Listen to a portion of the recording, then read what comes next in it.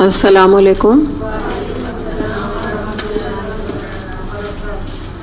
کیا حال ہے ہم سب کے؟ الحمدللہ، اللہ کا شکر، الحمدللہ. چلیں انشاءاللہ تعالیٰ سورہ بنی اسرائیل ہم کر رہے تھے، انشاءاللہ ہم اس کو دیکھتے ہیں. نحمدہ و نصلی علی رسولہ الکریم، اما بعد، فاعوذ باللہ من الشیطان الرجیم، بسم اللہ الرحمن الرحیم. رب اشرح لی صدری ویسر لی امری واحلل عقدۃ من لسانی یفقہوا قولی، آمین یا رب العالمین. آیت نمبر ہے 59. وما منعنا ان نرسل بالآیات الا ان کذب بها الاولون وآتینا ثمود الناقۃ مبصرۃ فظلموا بها وما نرسل بالآیات الا تخویفا. اور ہم نے نشانیاں بھیجنے سے نہیں روکا مگر اس بات نے کہ اس سے پہلے کے لوگ ان کو جھٹلا چکے ہیں. چنانچہ دیکھ لو سمود کو ہم نے علانیہ اونٹنی لا کر دی اور انہوں نے اس پر ظلم کیا. ہم نشانیاں اس لیے تو بھیجتے ہیں کہ لوگ انہیں دیکھ کر ڈریں. اب یہاں ہم دیکھ رہے ہیں کہ بتایا جا رہا ہے کہ کفار مکہ جو ہے وہ معجزات کا مطالبہ کیا کرتے تھے. اب اس کو ان آیات کی روح سے ہم دیکھ رہے ہیں. ان کو معجزہ نہیں دکھایا گیا. وجہ یہ ہے کہ جب معجزہ دکھا دیا جاتا تھا اور قوم اس کے بعد ایمان نہیں لاتی تھی تو کیا ہوتا تھا، اس قوم کو ہلاک کر دیا جاتا تھا. یہ رول تھا، یہ بائی رول یہ بات طے تھی. قوم سمود کے بارے میں یہ بات آئی کہ اسی طرح وہ ہلاک کی گئی. تو یہ اللہ تعالیٰ کا فضل ہے کہ وہ اس طرح معجزہ ان کو نہیں دکھا رہا ہے کفار مکہ کو کہ تاکہ ان کے پاس مہلت باقی رہے. اور آپ یہ دیکھیں کہ بجائے معجزات کا مطالبہ کرنے کے لیے اگر کفار مکہ کو عقل ہوتی تو وہ قرآن پڑھتے. قرآن میں وہ معجزہ ان کو مل جاتا جس کے لیے وہ فرمائشیں کرتے تھے. اب اس میں جو آیت نمبر 59 میں نے آپ کے سامنے رکھی کہ سمود کو ہم نے علانیہ اونٹنی لا کر دی، انہوں نے ظلم کیا، یہ نشانی ہم بھیجتے ہیں تاکہ لوگ اس سے ڈریں. اس کو ہم تھوڑا دیکھتے ہیں. آیت نمبر 59 میں جو بات آ رہی ہے تو یہ آیت اس وقت اتری جب کفار مکہ نے مطالبہ کیا کہ کوہ صفا، یہ ایک پہاڑ تھا، اس کو سونے کا بنا دیا جائے. ایک یہ مطالبہ انہوں نے کیا تھا. سیکنڈ انہوں نے کیا تھا کہ مکے کے پہاڑ کو اپنی جگہ سے ہٹا دیا جائے. اللہ تعالیٰ نے جبریل علیہ السلام کے ذریعے سے یہ کہلوایا کہ ہم ان کے مطالبات کو پورا کرنے کے لیے تیار ہیں. اللہ تعالیٰ نے فرمایا ہی. لیکن اگر یہ اس کے باوجود ایمان نہیں لائے کفار مکہ تو ان کی ہلاکت یقینی ہے. یعنی ان کی، آپ کو پتہ ہے نا پھر کیا ہوتا، پوری بستی نیست و نابود کر دی جاتی. نیست و نابود ہوتا ہے کہ کمپلیٹ ان کی جڑ کاٹ دی جاتی. تو نبی کریم صلی اللہ علیہ وسلم نے یہ پسند فرمایا اور یا یہ ایک چوائس انہوں نے لی کہ یہ مطالبہ جو ہے وہ پورا نہ کیا جائے، اور تاکہ کفار جو یہ مکہ ہے اور ان کی بستی ہے یہ یقینی ہلاکت سے، نیست و نابود ہونے سے بچ جائیں. مسند احمد میں یہ پوری حدیث آتی ہے جس سے ہمیں پتہ چلتا ہے یہی بات کہ اللہ تعالیٰ نے بڑا ان کے اوپر یہ کرم کیا کہ نبی کریم صلی اللہ علیہ وسلم نے یہ چوائس جو ہے نہیں لی. وجہ کیا ہے؟ آگے جیسے آپ دیکھیں کہ بیشتر قومیں، پچھلی قومیں عاد، سمود، آپ لوط علیہ السلام کی قوم، اس کے علاوہ نوح علیہ السلام کی قوم، سب کو آپ اگر غور کریں وہ سب انہی وجہ سے، معجزوں کی فرمائشوں کی وجہ سے زیادہ تر، یعنی کچھ جو اقوام تھیں وہ ہلاک کی گئیں. کسی کا کچھ ریزن تھا، لیکن ان میں قوم سمود کا خاص طور پہ یہاں ذکر کیا گیا کیونکہ ان کی کیا ڈیمانڈ تھی یا کیا ان کا ایک فرمائشی پروگرام تھا کہ چٹان سے اونٹنی کو ظاہر کر دیا جائے. اور جب وہ اونٹنی آ گئی تو بجائے یہ کہ اللہ کی اونٹنی سمجھ کے اس کی رسپیکٹ کرتے یا اس کا خیال رکھتے، انہوں نے تو اس کو پیاسا مار دیا. کہا کہ پانی بھی اس کو نہ دو نا، اور اس کی کونچیں کاٹ ڈالی، اس کی ٹانگیں کاٹ ڈالی. ظلم الٹا ایک جانور کے اوپر کیا جس کی بنا پر ان کے اوپر عذاب آیا اور 3 دن تک ان کے اوپر عذاب آتا رہا اور وہ کمپلیٹ جو ہے نیست و نابود کر دیے گئے. پھر مختلف اقوام، آپ کو پتہ ہے ان کے مختلف ایشوز تھے جن کی بنا پر ان پہ عذاب آیا. تو بات سمجھنے کی یہ ہے کہ اس لیے نبی کریم صلی اللہ علیہ وسلم نے ان کے لیے یہ بہتر سمجھا کہ یہ جو بات ان کے مطالبے ہیں اس کو ایکسیپٹ نہ کیا جائے. اتنا یعنی آپ سوچیں کہ نبی کریم صلی اللہ علیہ وسلم کی وجہ سے اللہ نے ان کو بچایا ہے. آگے دیکھتے ہیں. آیت نمبر ہے 60. وَإِذْ قُلْنَا لَكَ إِنَّ رَبَّكَ أَحَاطَ بِالنَّاسِ وَجَعَلْنَا الرُّؤْيَا الَّتِي أَرَيْنَاكَ إِلَّا فِتْنَةً لِلنَّاسِ وَالشَّجَرَةَ الْمَلْعُونَةَ فِي الْقُرْآنِ وَنُخَوِّفُهُمْ فَمَا يَزِيدُهُمْ إِلَّا طُغْيَانًا كَبِيرًا. یاد کرو اے محمد صلی اللہ علیہ وسلم، ہم نے آپ سے کہہ دیا تھا کہ تیرے رب نے ان لوگوں کو گھیر رکھا ہے، اور یہ جو کچھ ابھی ہم نے تمہیں دکھایا ہے، اس کو اور اس درخت کو جس پر قرآن میں لعنت کی گئی ہے، ہم نے ان لوگوں کے لیے بس ایک فتنہ بنا کر رکھ دیا ہے۔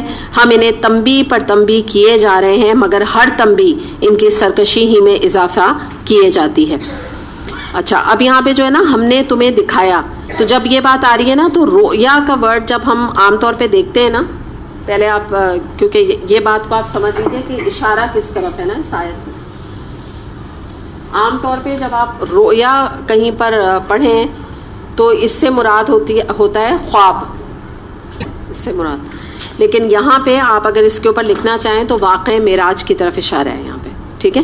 یعنی یہاں کیا بات کی جا رہی ہے؟ اللہ تعالیٰ فرما رہے ہیں کہ اے نبی صلی اللہ علیہ وسلم، ہم نے آپ سے کہہ دیا تھا کہ آپ کے رب نے ان لوگوں کو گھیر رکھا ہے، یعنی ان کے جو آپ سمجھ لیجئے کہ ان کی جو تنقید ہے آپ کے اوپر، ان کا جو کرٹیسزم ہے، جو یہ آپ کو اذیتیں دیتے ہیں، کفار مکہ کی طرف اشارہ ہے، آپ کو پریشان کرتے ہیں، اور یہ جو ابھی ہم نے آپ کو دکھایا ہے، ٹھیک ہے؟ تو ویسے تو رویا جو ہے وہ خواب کے معنی میں آتا ہے، لیکن جو ہم نے آپ کو دکھایا ہے کیا مراد ہے کہ جو کچھ واقع معراج ہے اس میں جو کچھ ہوا آپ کے سامنے آیا، ایک وہ بات، اور دوسرے اس درخت کو، یہاں پہ آپ دیکھیے لکھا ہوا ہے وَالشَّجَرَةَ الْمَلْعُونَةَ، یہ جو ہے نا شجرۃ الملعونہ، اس سے مراد ہے زقوم کا درخت۔ تو یہ جو ہے زقوم کا درخت جس پہ اللہ تعالیٰ فرما رہے ہیں کہ ہم نے لعنت کی ہے اس درخت کے اوپر، اس کو ہم نے ان لوگوں کے لیے، ان دونوں واقعات کو ان کفار مکہ کے لیے ہم نے فتنہ بنا دیا، اور ہم ان کو تنبیہ پہ تنبیہ کیے جا رہے ہیں، وارننگز پہ وارننگز بھیجے جا رہے ہیں، لیکن جتنی وارننگ ہم انہیں دیتے ہیں اتنا زیادہ ان کی سرکشی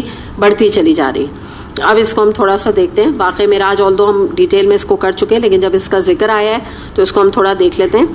جیسے کہ آپ لوگ نے شروع میں ہی بالکل کیونکہ یہ بنی اسرائیل شروع ہوئی تھی اسی واقعے کے ساتھ، واقع معراج کی طرف، تو اس میں یہاں بتایا جا رہا ہے کہ جب نبی کریم صلی اللہ علیہ وسلم نے یہ واقع معراج آ کے لوگوں کے سامنے رکھا، جن میں مسلمان بھی شامل تھے، کافر بھی شامل تھے، منافقین بھی تھے اور مشرکین بھی تھے، سب کے سامنے آپ نے واقعہ رکھا، اور آپ نے بتایا کہ میں گیا تھا اور میں وہاں سے ہو کے آیا، تو کسی نے، یعنی موسٹلی جو لوگ ہیں ان کی میں بات نہیں کر رہی صحابہ کرام کی، باقی موسٹلی لوگوں نے اس واقعے کے اوپر بلیو نہیں کیا، اور انہوں نے یہ کہا کہ خواب میں تو یہ ممکن ہے، اسی لیے اللہ تعالیٰ نے یہاں ورڈ رؤیا استعمال کیا ہے کہ خواب میں تو انہوں نے کہا یہ ممکن ہو سکتا ہے کہ آپ کو ہیلوسینیشنز ہو رہی ہوں یا آپ کو ویسے کوئی خیال آ گیا ہو، لیکن عام طور پہ یعنی ایک پریکٹیکلی جو ہے یہ چیز پاسبل نہیں، انکار کر دیا انہوں نے۔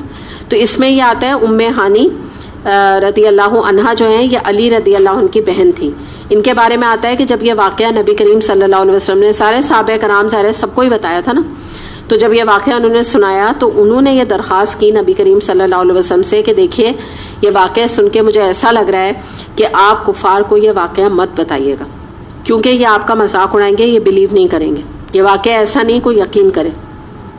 نبی کریم صلی اللہ علیہ وسلم نے بتایا کہ بھئی میں تو دین کا ظاہر ہے علم بردار ہوں، میں دین کو پھیلانے کے نفاذ کے لیے آیا ہوں، میں اتنی بڑی بات کیسے اللہ کی چھپا لوں کہ میں گیا معراج پہ اور یہ تمام اللہ تعالیٰ نے مجھے فضیلت دی ہے، جو بھی ایک واقعہ میری زندگی میں آیا تو میں تو اس کو نہیں چھپا سکتا ہوں۔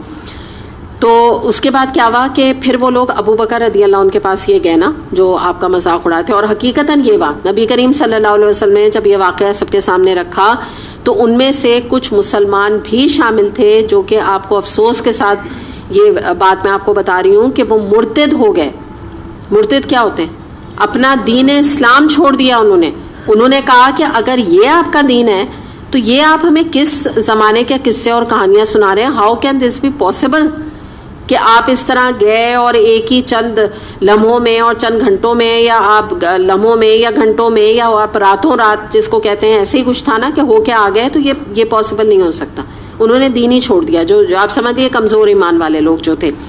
اچھا، اب کیا ہوا کہ یہی لوگ مذاق اڑاتے انہوں نے کہا کہ چلو ابو بکر رضی اللہ عنہ جو کہ بہت زیادہ آپ صلی اللہ علیہ وسلم سے قریب تھے، آپ کے دوست بھی تھے، وہاں جا کے ان کو یہ بات بتائی جائے۔ انہوں نے جا کے سارا واقعہ بتایا اور کہا کہ آپ یہ اس طرح کہتے تھے نا، آپ کے صاحب یہ کہہ رہے ہیں کہ میں راتوں رات مسجد اقصیٰ گیا اور پھر وہاں سے آسمان پہ چلا گیا، اور آپ کو تو پتہ ہے نا جیسے آپ واپس آئے تھے تو آپ کے دروازے کی کنڈی ہل رہی تھی اور آپ کا وضو کا پانی ویسے ہی رکھا ہوا تھا۔ تو کہا کہ یہ کیسے ممکن ہو سکتا ہے؟ تو نبی کا یہ ابو بکر رضی اللہ عنہ تھوڑی دیر کے لیے خاموش ہو گئے. انہوں نے سوچا شاید یہ ہمارے شک کا شکار ہو گئے, ان کو بھی بات سمجھ آ رہی ہے. تو تھوڑی دیر وہ خاموش ہے اور اس کے بعد پہ کہنے لگے کہ اگر یہ بات نبی کریم صلی اللہ علیہ وسلم نے تم لوگوں سے خود کہی ہے تو یہ 100% درست بات ہوگی, کیونکہ جب وہ یہ کہتے ہیں کہ میرے پاس آسمان سے اللہ کا فرشتہ آتا ہے قرآن لے کے, تو پھر اس بات میں کیا انہونی بات ہے؟ آپ دیکھیے کتنی زبردست انہوں نے لاجک دی نا, کہ یعنی پھر تو تم اس پہ بھی اعتراض کرو کہ جبریل علیہ السلام ان کے پاس قرآن لے کر نزول کے لیے آتے ہیں, تو یہ بھی بڑی انہونی بات ہے. تو انہوں نے کہا جب میں اس بات پہ ایمان لے آئے ہوں, تم تو ویسے ہی اس بات پہ بھی ایمان نہیں لائے, تو تمہارے لیے یہ معاملہ ایسا ہوگا کہ تم حیران ہو اور تم اپنے دین کو, جو اور بھی کمزور ایمان والے دین کو چھوڑ دیں. میرا ان کے اوپر جو یقین اور اعتماد ہے تو میں ان کی ہر بات کے اوپر اور خاص طور پہ اس بات پہ 100% ایمان لاتا ہوں, مجھے یقین ہے اس بات کا. تو یہ وہ مقام تھا جب ابو بکر رضی اللہ عنہ کو صدیق کا لقب دیا گیا اس بات پر. اور اس میں یعنی ان کا جو یہ معاملہ یہاں پر ہمیں پتہ چلتا ہے کہ وہ پہلے یعنی جو شخص تھے کہ انہوں نے جب اتنا اسٹرانگ ان کا ایک موقف سامنے آیا جس کی بنا پہ پھر صحابہ کرام پھر اور مسلمان ان کے اندر ایک اطمینان کی کیفیت پیدا ہوئی, ورنہ اس واقعے نے جو ہے وہ کمزور ایمان والوں کو تو ہلا مارا تھا, یعنی وہ ہل گئے تھے اپنی جگہ پہ. اور ان کے لیے جو اللہ تعالیٰ فرما رہے ہیں نا کہ یہ تو ان کے لیے فتنہ بن گیا. فتنہ کیا ہوتا ہے؟ آزمائش, ٹرائل. یعنی مراد یہ ہے کہ اللہ تعالیٰ نے اس واقعے کو ان کے سامنے رکھ کے مسلمانوں میں یہ فیصلہ کر دیا کہ کون اسلام میں کے ساتھ سنسیئر ہے, خیر خواہ ہے, اور کون ایسی چھوٹے دل کے ساتھ یا جھوٹ موٹ یا منافق ہونے کی صورت میں ایمان لایا. اللہ تعالیٰ نے ان کا فیصلہ اسی وقت یعنی اس طرح سے کر دیا گیا. تو یہی اللہ تعالیٰ اس آیت میں فرما رہے ہیں کہ اس کے ذریعے سے جو کچھ مسلمان دین, سب تو نہیں, کچھ مسلمان جو دین چھوڑ کر چلے گئے تھے اس واقعے کے بعد, تو وہ ایک جو یہ ٹرائل آیا, یہ آزمائش آئی ان کے سامنے مسلمانوں کے, تو اس نے ان کو چھانٹ کے الگ کر دیا. یعنی اس کو کہتے ہیں نا پیور سونا رہ گیا, اور جتنی گندگی تھی جو اس کی سمجھ لیجئے کہ کثافت ہوتی ہے نا سونے کی, وہ نکل گئی. اسی طرح سے اللہ تعالیٰ یہ فرما رہے ہیں کہ زقوم کا درخت, ایک یہ واقعہ, دوسرا زقوم کا درخت یہ ایک جہنم کا درخت ہے. اس کے بارے میں آتا ہے کہ اس کا شیطان کے سر کی طرح اس کی شاخیں. اب کیسا شیطان کا سر ہے یہ متشابہات ہے, ہم نہیں جانتے, قرآن میں ہی آتا ہے نا کہ اس کی جو پکچر کھینچی ہے. ہاں کچھ چیزیں آتی ہیں سورہ واقعہ میں کہ یہ جہنم کی تہ سے اور گہرائیوں سے نکلے گا, زقوم کے بارے میں آتا ہے. دوسری بات اس کی جو کم و بیش ہمیں پکچر ایک سامنے آتی ہے وہ یہ کہ کانٹوں بھرا درخت ہے. تو اس کی آپ پریزنٹ شکل کیکٹس کو آپ لے سکتے ہیں, لیکن ایک بات اپنے ذہن میں یاد رکھیے گا کہ اپنے گھر میں یہ کہنا کہ کیکٹس جہنمیوں کا درخت ہے, یہ بالکل بیکار بات ہے, ایڈیوٹک بات ہے. کیونکہ اگر ایسی بات ہوتی نا, اللہ تعالیٰ کیکٹس کو بناتے نہیں. اگر یہ جہنم کا درخت ہوتا تو اللہ تعالیٰ بین لگا دیتے نا, منع کر دیتے ہمیں کہ اس درخت کو جلا کے پھینک دو. تو یہ کوئی ایشو نہیں ہے. آپ کے اپنے گھر میں کیکٹس ہے یا آپ لا کے لگاتے ہیں یا آپ کہیں جا کے دیکھتے ہیں اور وہاں پہ کیکٹس ہوتا ہے, اس کا تعلق نہیں. لیکن آپ کو بتانے کے لیے, علماء بتانے کے لیے, سمجھانے کے لیے بات کہتے ہیں کہ سارٹ آف کیکٹس سمجھ میں آتا ہے, کیونکہ اللہ تعالیٰ نے اس کی جو پکچر کھینچی وہ یہ کہ کانٹوں بھرا درخت ہے, یہ سمپل. تو اب یہ ہے کہ اسی طرح یہ درخت کیسے فتنہ بنا کافروں کے لیے. انہوں نے کیا ہوا, کفار مکہ نے جب زقوم کا ذکر قرآن میں کیا گیا تو انہوں نے نبی کریم صلی اللہ علیہ وسلم سے کہا کہ کیا باتیں کی, ذرا سنیں. ایک طرف کہا کہ آپ کہتے ہیں کہ جہنم میں ہر طرف تو آگ ہے, اور ایک طرف آپ کہتے ہیں کہ اس میں درخت بھی ہے, یہ کیسی بات آپ کر رہے ہیں. اب باتیں دیکھیے آپ ان کی نا, یہ انہوں نے ہنسی مذاق کیا. پھر ابو جہل جو تھا اس نے ایک دفعہ کیا کیا کہ چند کھجور لیے, اس میں مکھن ملایا کھجور میں, اور ساتھیوں سے کہا لو یہ کھاؤ, یہ ہے دراصل زقوم. یہ ایک انداز ہوتا ہے نا ہنسی مذاق کرنے کا, یعنی ڈیگریڈ کرنے کا. اس طرح کر کے مذاق اڑایا اور اپنے ساتھیوں کو کھلایا نا کہ یہ ہوگا زقوم جس کا ذکر یہ قرآن میں کرتے ہیں. تو یہی اللہ تعالیٰ فرما رہے ہیں کہ یہ واقعہ معراج یا یہ والا زقوم کا درخت ہونا تو یہ چاہیے تھا کہ یہ وارننگز ان کے ایمان میں اور اضافہ کرتی, ان کے اندر اللہ کا تقوی اور ڈر پیدا کرتی. لیکن یہ تو الٹا اور زیادہ ان کی سرکشی میں اضافہ ہونے کا باعث بن گئی. تو یہی ہوتا ہے کہ ایک ہی شخص کو اس طرح کی آیات سے قرآن میں ہدایت مل جاتی ہے, اور ایک ہی شخص ان آیات کو پڑھ کے، جیسے آپ ابو جہل کو دیکھ لیجئے کہ وہ اسی قرآن کو نعوذ باللہ مذاق کا نشانہ بنا دیتا ہے. تو اللہ تعالیٰ سے جس کو کہتے ہیں نا ہمیں یہ پناہ مانگنے کی ضرورت ہے، اور ہمارے لیے سبق ہے کہ وہی کی کسی بات کے اوپر ہم شک نہ کریں، کسی بات کے اوپر آبجیکٹ نہ کریں، کسی بات کو بلا وجہ کوشچن نہ کریں، ورنہ اللہ نہ کرے ہمارے لیے کوئی آیت یا ہمارے لیے کوئی اللہ کا حکم فتنے کا باعث نہ بن جائے. تو جب بھی کبھی اگر ایسا خیال بھی آنے لگے تو انسان کیا کرے؟ اعوذ باللہ. بہت ہی انٹرسٹنگ ٹاپک اب شروع ہو رہا ہے اس سورہ کے حوالے سے، جس میں کہ ابلیس شیطان اور اس کی نافرمانی اور اللہ تعالیٰ کے ساتھ اس کا جو رویہ تھا، اس کے ضمن میں ہم اپنے آپ کو دیکھنے کی کوشش کریں گے کہ اللہ نہ کرے کہ ہم تو اس طرح کے رویے کا شکار نہیں ہیں، یا ہم کیسے شیطان کے اس رویے سے یا اس کے یہ دھوکے سے، اس کے فریب سے ہم بچ سکیں. آیت نمبر 61 وَإِذْ قُلْنَا لِلْمَلَائِكَةِ اسْجُدُوا لِآدَمَ فَسَجَدُوا إِلَّا إِبْلِيسَ قَالَ أَأَسْجُدُ لِمَنْ خَلَقْتَ طِينًا. اور یاد کرو جب ہم نے ملائکہ سے کہا، یعنی فرشتوں سے کہا کہ آدم علیہ السلام کو سجدہ کرو، تو سب نے سجدہ کیا مگر ابلیس نے نہ کیا. اس نے کہا کیا میں اس کو سجدہ کروں جسے تو نے مٹی سے بنایا ہے. اب یہاں سے اس کا جو ایٹیٹیوڈ ہے اور اس کا جو اللہ تعالیٰ کے ساتھ نافرمانی کا معاملہ تھا اس کو ہم دیکھتے جاتے ہیں. سب سے پہلے آپ یہ دیکھیے کہ فرشتوں اور اسی میں سے یہ شیطان تھا ایکچولی، اور یہ بھی آپ کو بات کلیئر پتہ ہوگی کہ یہ فرشتوں میں سے نہیں تھا، یہ جنوں میں سے تھا، اور یہ اپنی ریاضت، عبادت اور اللہ تعالیٰ کے سامنے جو اس وقت جو عبادت کے معاملے میں اس کا رتبہ تھا، اس کی بنا پر یہ فرشتوں کی جماعت میں شامل ہو گیا تھا. تو اگر آپ دونوں کو سامنے رکھیں تو فرشتوں نے کوئی لاجک نہیں پوچھی کہ کیوں سجدہ کریں، کوئی اس کے اوپر بحث مباحثہ نہیں کیا، نہ دلیل معلوم کرنے کی کوشش کی، بلکہ فوراً سجدہ کر لیا.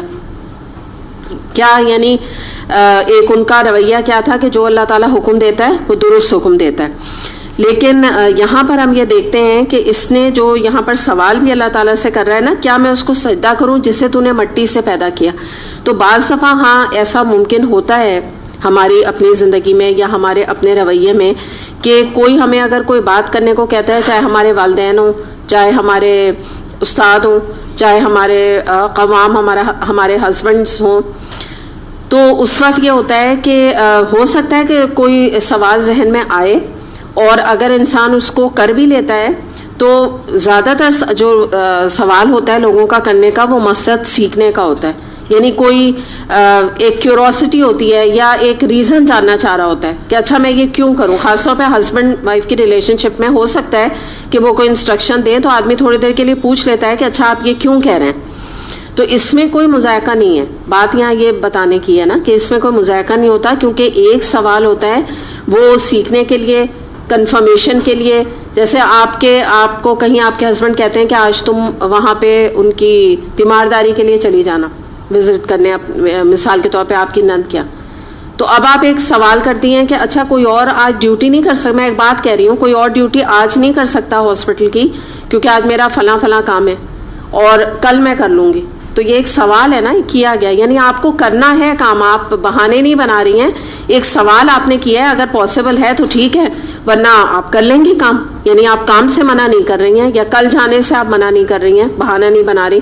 تو یہ جو بات ہوتی ہے یہ ایک نارمل بات ہے، اور اس میں کوئی اسلامی لحاظ سے بھی اس میں کوئی مذائقہ نہیں ہے.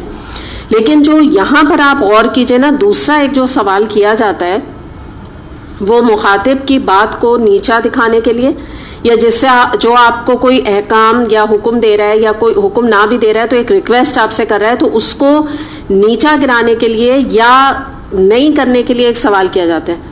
کہ میں وہی مثال آپ کو دوں گی کہ ہم ہاؤس وائفس ہیں نا، ہم وہی مثال سے زیادہ سمجھتے ہیں کہ مثال کے طور پہ میں جاؤں ان کی تیمارداری کے لیے، میں ہاسپٹل میں ڈیوٹی دینے جاؤں، یہ بھی ایک سوال ہے نا. لیکن اس کے پیچھے کیا ہے؟ انکار ہے. بس آپ سمجھ جائیے. جو آپ کے بات آپ زیادہ سمجھیں گے، جو آپ کے ہسبینڈ ہے نا، وہ اتنی سی بات اس سوال سے سمجھ جائیں گے کہ آپ کو جانا نہیں ہے، آپ کو بہت برا لگا ہے، آپ کی انا پہ بہت بڑی چوٹ پڑی ہے کہ آپ، یعنی اٹس بینیتھ مائی ڈگنیٹی کہ میں جا کے اور نند کی وہاں جا کے خدمت کروں. مطلب آپ نے کہا بھی کیسے؟ حالانکہ کیا ہے، سوال کر رہی ہیں آپ، میں جاؤں، یہ سوال ہے.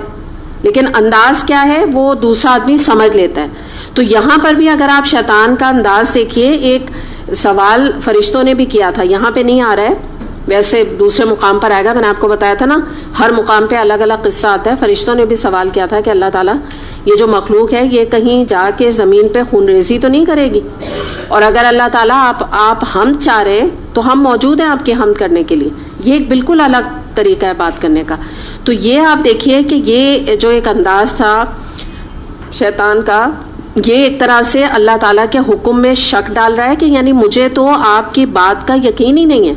یہ آپ مطلب بات بھی آپ کیسی کر رہے ہیں کہ اتنے حقیر انسان کو, اور میں اتنا عبادت گزار, میں اس کو سجدہ کروں. تو یہیں پر آپ اس کا انداز دیکھ لیجئے کہ اگر ہم یعنی قرآن سے صرف اس کا اتنا لفظ پڑھے نا تو اتنا آئیڈیا نہیں ہوتا, لیکن اگر آپ اس کو ڈیپتھ میں جائیں تو آپ کو اندازہ ہوگا کہ اس کے سوال ہی میں اتنا بڑا تکبر چھپا ہوا ہے. اس کے بعد ابلیس جو ہے یہ ابلسا یبلسو سے نکلا ہے, یعنی انتہائی مایوس. اس کے میں معنی آپ کو بتا رہی ہوں ابلیس کے, یعنی جس کو ہم کہتے ہیں ڈپریسڈ. ایک اور اس کے لیے یہ لفظ استعمال ہوتا ہے دھتکارا ہوا اللہ تعالیٰ کا, اور یہاں پہ تو انتہائی مایوس یہ کہ یعنی ڈپریشن کے ورڈ میں بھی یہ استعمال کیا جاتا ہے. اس کے علاوہ روایات اگر آپ دیکھیں تفاسیر میں تو اس کا نام عزازیل بھی آتا ہے, ایک اور اس کا نام, دو نام ہے اس کے, تو عزازیل بھی نام آتا ہے. اچھا, اب آپ دیکھیں کہ اس کو جو یہ میں نے آپ کو بتایا نا اس کا سوال جو تھا, تو اس کو استفہام میں انکاری کہتے ہیں, یعنی کویسچن مارک کے طور پر انکار کرنا, یعنی سوالیہ انداز بھی ہو اختیار کرنا لیکن انکار کر دینا. یہ بڑا یعنی آپ سمجھو جو بڑے اسمارٹ قسم کے, بلکہ اسمارٹ ورڈ تو اچھا ہے, چالاک قسم کے جو لوگ ہوتے ہیں نا وہ یہ کام کرتے ہیں. ٹھیک ہے, یہ ہے اس کا یہ ورڈ, یعنی اس نے جو استعمال جملہ کیا نا اس کو یہ کہتے ہیں استفہام انکاری. اچھا, اب آپ ایک تصور بھی لائیے نا تو آپ کے ذہن میں آئے گا کہ ایک اللہ تعالیٰ سامنے ہیں, یعنی آپ صرف یہ سوچ لیجئے کہ اللہ تعالیٰ سامنے ہیں اور ان کے سامنے تکبر اور ایک ناگواری کے اثرات چہرے پہ اس کے, اور یعنی ایک کہتے ہیں نا کہ میں نے آپ کو بتایا کہ میری عزت کے خلاف, میری ڈگنیٹی کے خلاف کہ میں یہ کام کروں. اچھا, اس سے پہلے بھی اس نے کہا تھا دوسرے مقام پہ انا خیر من, میں اس سے بہتر ہوں. تو یہاں پر ہمیں پتہ چلتا ہے کہ اس کا سارا فوکس اپنی ذات پہ, یعنی وہ اللہ کی ذات اور اللہ کی کبریائی کی طرف توجہ نہیں دے رہا ہے, وہ صرف اپنے آپ کو دیکھ رہا ہے اور کمپیریزن کر رہا ہے کہ یہ مٹی سے بنا ہوا ہے اور مٹی سے بنا ہونا اس کے نزدیک گھٹیا چیز ہے. تو آج بھی اگر ہم انسان کو مٹی کی بنا پر بنے ہونے کی وجہ سے گھٹیا سمجھتے ہیں تو یہ بھی وہی سوچ ہے جس کی مثال میں آپ کو یہ دیتی ہوں اس حوالے سے کہ آج ایسے جو لوگ بدعت میں انوالوڈ ہوتے ہیں تو وہ نبی کریم صلی اللہ علیہ وسلم کو یہ ماننے پر تیار نہیں ہوتے ہیں کہ آپ مٹی سے بنائے گئے ہیں. کیا کہتے ہیں؟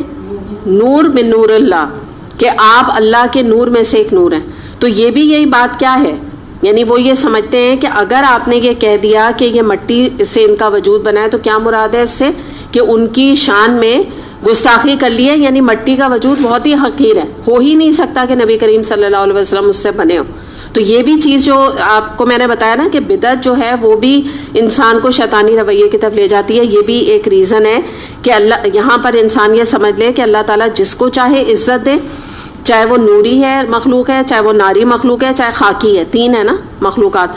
تو یہ چیز اہم نہیں ہے, اصل چیز تو اطاعت ہے نا. اللہ تعالیٰ کو جو بندہ پسند ہے اس کے بارے میں تو یہ سورہ حجرات آیت نمبر 13 میں آتا ہے, ان اکرمکم عند اللہ اتقاکم, بلا شبہ اللہ کے ہاں تم میں سے زیادہ عزت والا وہ ہے جو تم میں سب سے زیادہ متقی ہے. تو اللہ تعالیٰ نے کوئی کیٹیگری نہیں بنائی, کوئی اللہ تعالیٰ نے کوئی عمارت یا غریبی سامنے نہیں رکھی, کوئی خوبصورتی اور بدصورتی سامنے نہیں رکھی ہے, کوئی کیپیبلٹیز اور نا کیپیبلٹی جس کے پاس ہو, صلاحیت زیادہ نہ ہو, اس کو نہیں سامنے رکھا ہے. اللہ تعالیٰ کو تو اپنے اطاعت کرنے والے بندے پسند ہیں, وہ کوئی بھی ہو. اور جو تقویٰ بھی کیا ہے, بیسکلی اللہ کے ڈر سے گناہوں کو چھوڑ دینا. اب آگے چلتے ہیں, کافی ملی جلی آیات ہیں لیکن میں الگ الگ اس کی کر رہی ہوں کیونکہ تفسیر اس کی بہت ہی امپورٹنٹ بھی ہے اور انٹرسٹنگ بھی ہے اس کی. آیت نمبر 62 ہم دیکھتے ہیں, قَالَ أَرَأَيْتَكَ هَذَا الَّذِي كَرَّمْتَ عَلَيَّ لَإِنْ أَخَّرْتَنِي إِلَى يَوْمِ الْقِيَامَةِ لَأَخْتَنِكَنَّ ذُرِّيَّتَهُ إِلَّا قَلِيلًا. پھر وہ بولا دیکھ تو صحیح کیا یہ اس قابل تھا کہ تو نے اسے مجھ پر فضیلت دی؟ اگر تو مجھے قیامت کے دن تک مہلت دے تو میں اس کی پوری نسل کی بیچ کنی کر ڈالوں گا، بس تھوڑے ہی لوگ مجھ سے بچ سکیں گے.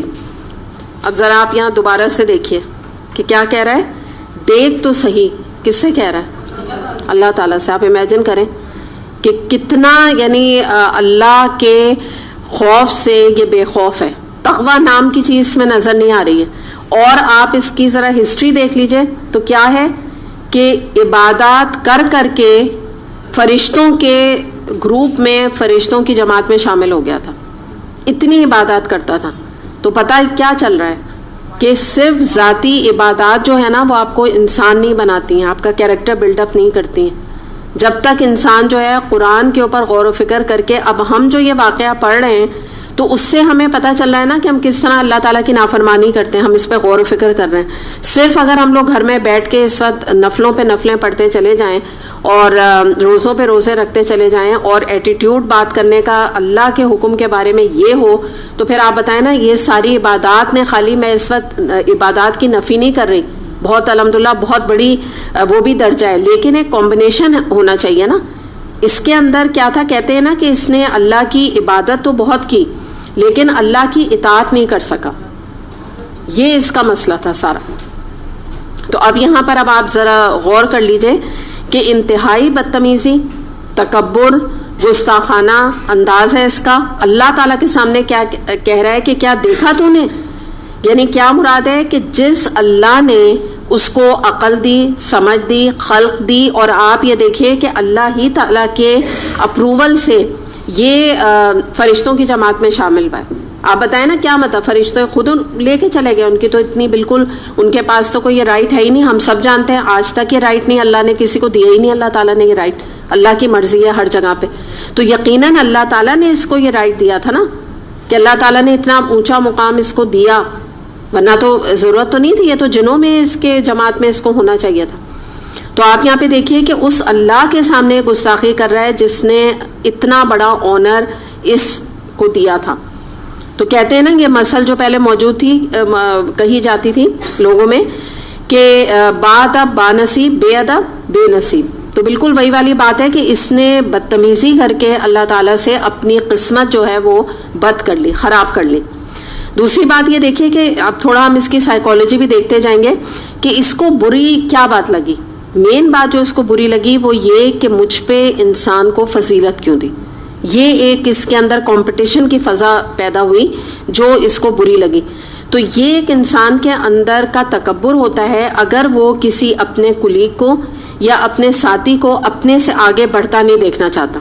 بس آپ یہیں سے یہ یعنی یہاں پہ نا اصل میں ہم جو بات اتنی ڈیٹیل میں کر رہے ہیں وہ کیوں کر رہے ہیں، تاکہ ہم اپنے آپ کو سمجھنے کی کوشش کریں کہ ہمارے اندر تو یہ ٹینڈنسی پائی نہیں جاتی.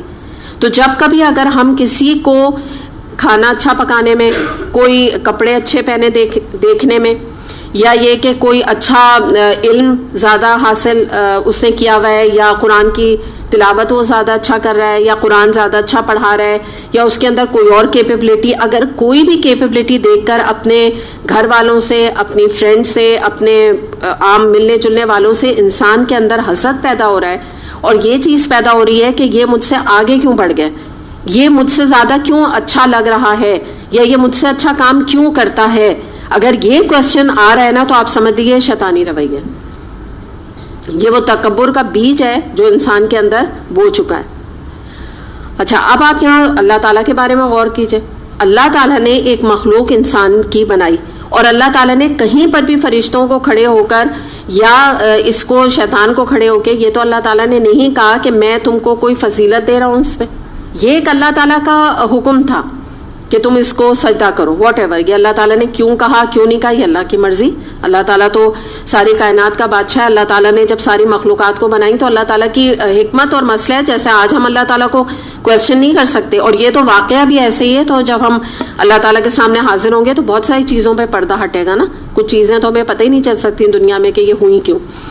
تو اللہ تعالیٰ نے نہیں کہا تھا کہ دیکھو آؤ تم ادھر آؤ میں تم کو اس پر فضیلت دینا. خود ہی اپنے دماغ میں ایک اس نے جس کو کہتے ہیں بدگمانی پالی اللہ تعالیٰ سے خود بخود. دوسری بات یہ ہے کہ اب یہاں مورل تھوڑا سا ہم دیکھتے ہیں اور اس کے ساتھ ساتھ ہم اس بات کو میں اور آپ کو سمجھانے کی کوشش کرتی ہوں. آپ یہ سمجھیے کہ جیسے یہ معاملہ بالکل ایسے ہے کہ دو مثالیں آپ کو دوں گی. ایک مثال یہ ہے کہ جیسے ایک ملٹی نیشنل کمپنی ہے, وہاں پہ بہت ہی ایکسپیرینس, بہت ہی کوالیفائڈ, اور اس کے بعد جس کو کہتے ہیں نا لوڈس آف فورن ڈگریز, باہر کی ڈگریز اس سی او کے پاس موجود ہیں, اور وہ سمجھ لیجیے ابو 60 ہو چکا ہے. اب آپ کو پتہ ہے نا یہ ملٹی نیشنل میں اور جگہ کہیں ہو نہ ہو, لیکن یہ جو ملٹی نیشنل کمپنیز ہوتی ہیں ان کے یہاں ایک ایج فکس ہوتی ہے, تو ابو 60 یا بس 60+ پر یہ ریٹائر کر دیتے ہیں, چاہے آپ کتنے بھی آپ کے اندر کیپیبلٹی ہو اور آپ کتنے بھی مینٹلی ایکٹیو ہو. تو اب یہ اس کی ایج ہو چکی, تو اب اسی کمپنی کا ایک پریسیڈنٹ ہے. وہ پریسیڈنٹ آتا ہے ایک دن اور ایک فریش بالکل MBA کو لا کے, جو کہ باہر سے پڑھ کے آیا ہے, لیکن کیا ہے جس کو کہتے ہیں نا جمعہ 4 دن اس نے MBA کیا ہے, کوئی خاص اس کا ایکسپیرینس نہیں ہے, اس کو لا کے ایک اس CEO کے سامنے کھڑا کر دیتا ہے اور اس سے کہتا ہے کہ آپ کی تو ریٹائرنگ ایج ہے, اب آپ کی ذمہ داری یہ ودن 2-3 مہینے میں آپ یعنی اس کو ٹرین کریں, اب یہ ذمہ داری آپ کی سنبھالیں گے, اور ہماری کمپنی کے انٹرسٹ میں یہی بہتر ہے کہ نئے یوتھ جو ہے یا نئے جو انرجیز ہیں وہ سامنے آئیں. اب اگر یہ انا پرست CEO ہوگا تو وہ یہ کیا کہے گا, ہاؤ ڈیئر یو, مطلب وہ پریسیڈنٹ کے بارے میں کہے گا, ریئیکٹ کرے گا, کہے گا کہ میں اتنا ایکسپیرینس آدمی اور تم نے کل کے لڑکے کو میرے سامنے کھڑا کر دیا ہے, میں اس چیز کو برداشت نہیں کر سکتا, اور تم مجھے کیا نکالو گے, میں خود اسی وقت ریزائن کرتا ہوں, کیونکہ میں ایسے لڑکے کے ساتھ کام کرنا پسند نہیں کرتا, یا میں ایسے لڑکے کو ٹرین نہیں کروں گا. میں کیوں ٹرین کروں تمہاری کمپنی کے لیے, یعنی جو میرا پاسٹ ایکسپیرینس ہے وہ میں کیوں دوں اس کو. کیا ہے مطلب, یہ وہی والی چیز ہے کہ اپنی کیپیبلٹی کے اوپر اتنا ناز ہونا کہ ریجیکٹ کر دینا کہ میں خود اس وقت ریزائن کر کے جاتا ہوں. ٹھیک ہے, کمپنی کو ٹوٹل یعنی اس میں ایسی حالت میں چھوڑ کے چلا جائے کہ تم جانو اور تمہارا نیا جو ہے یہ CEO جانے, جو تم نے اس کو جو میرے اوپر پریفر کیا. حالانکہ اگر وہ ریئلسٹک سپیکنگ سوچے تو وہ یہ سوچے میرا تو وقت آ گیا, اگر یہ مجھے 60+ پر بھی رکھیں گے تو 1 سال 2 سال کھینچ لیں گے. یہ تو بڑی بڑی کمپنیز جو ہوتی ہیں ان کو تو الاؤ نہیں ہوتا نا, کتنی کوئی وہ نہیں چلتی ان کی سفارشیں اس طرح کی کمپنیز میں, تو میں 2 سال کھینچ لوں گا تو کوئی بات نہیں, اتنا اس کمپنی نے مجھے بھی سرو کیا تو میرا بھی فرض بنتا ہے کہ میں ایک بندے کو ٹرین کر کے ان کو دے دوں. یہ ایک ایسا شخص ہے جو کہ ایک سنسیئر اللہ تقوی والا نا, اللہ سے ڈرنے والا انسان ہے, لیکن یہی چیز کو اب آپ شیطان پہ لے آئیے. آپ سمجھ گئے نا, یہ ہوا ہے سارا واقعہ. سیکنڈلی آپ یہ دیکھیں کہ اسی طرح ہم ایک اور بات سمجھتے ہیں اس چیز کو کہ دینی ادارے کی میں زیادہ بات کروں گی. یہاں پہ کچھ مثالیں دینی لحاظ سے صحیح رہتی ہیں, کچھ باہر کے حوالے سے. ایک اور مثال میں دینی حوالے سے آپ کو دوں گی کہ ہمارے دینی ادارے میں جماعتیں ہوتی ہیں, جیسے مثال کے طور پہ آپ دیکھ رہے ہیں نا کہ یہیں اسی بلڈنگ کے اندر 3-4 پروگرامز ہو رہے ہیں. اب اس میں کیا ہوتا ہے کہ لوگ جو ہے وہ جب کورسز وغیرہ مکمل ہوتے ہیں تو وہ شوق میں آ جاتے ہیں کام کرنے کے لیے. ٹھیک ہے, کہتے ہیں آپ ہمیں کام دیں, لیکن کیا ہوتا ہے کہ جب آپ ان کو اگر آپ ان کو کوئی چھوٹا کام دے دیں, یا انہوں نے خود اپنے ذہن میں رکھا ہوتا ہے, جیسے میں وہی آپ کو بتا رہی ہوں کہ جو ان کو جماعت والا ہائر کرتا ہے وہ یہ نہیں کہہ رہا ہوتا کہ یہ چھوٹا کام ہے آپ پلیز کر لیں, وہ یہ نہیں کہہ رہا ہوتا. جو ضرورت جہاں پر ہوتی ہے وہ کام بتا رہا ہوتا ہے, کوئی کہہ تو نہیں رہا ہوتا. جیسے یہاں پہ میں آپ کو کہہ رہی ہوں نا, اللہ تعالیٰ نے تو نہیں کہا تھا نا فضیلت زیادہ ہے انسان کی, تو اسی طرح ان سے کہا جاتا ہے کہ یہ فلاں کام آپ یہ کر لیں. تو بعض دفعہ لوگوں کا ایٹیٹیوڈ یہ ہوتا ہے کہ وہ یہ کہتے ہیں کہ اگر کوئی چھوٹا کام دے دیا گیا, اب میں اس وقت اس کی بحث میں جاری چھوٹا کام کیا ہے, تو ان کا سارا جوش ٹھنڈا پڑ جاتا ہے, اور وہ یہ کیا سمجھتے ہیں, یہ جو یہ ابھی کہا نا کہ میں اور یہ کام, یہ چیز سامنے آ جاتی ہے. حالانکہ آپ کو پتا ہے کہ جب اللہ تعالیٰ کے لیے انسان کام کر رہا ہوتا ہے تو چاہے وہ یہاں صفائی کا کام کر رہا ہے, چاہے وہ ٹیبل صاف کر رہا ہے, چاہے وہ مائک سسٹم کو آن کر رہا ہے, آپ بظاہر دیکھیے کوئی کام تو نہیں ہے نا, کون سا بڑا کام ہے کہ ایک سوئچ کو آن کرنا ہے, لیکن بہت امپورٹنٹ کام ہے. اگر کوئی آ کے یہاں پہ اس مائک سسٹم کو آن نہیں کرے تو ہمارا یہ درس نہیں ہو سکتا. لائٹیں کوئی آن نہ کرے تو ہم یہاں بیٹھ نہیں سکتے, اے سیز کوئی آن نہ کرے تو یہاں آگے کام نہیں ہو سکتا. یا کوئی صفائی کرنے والا, یا اور بھی مختلف ریکارڈنگز ہو رہی ہیں, 10 کام ہو رہے ہیں, فہم بن رہا ہے, سب کچھ ایک ٹیم ورک ہے نا.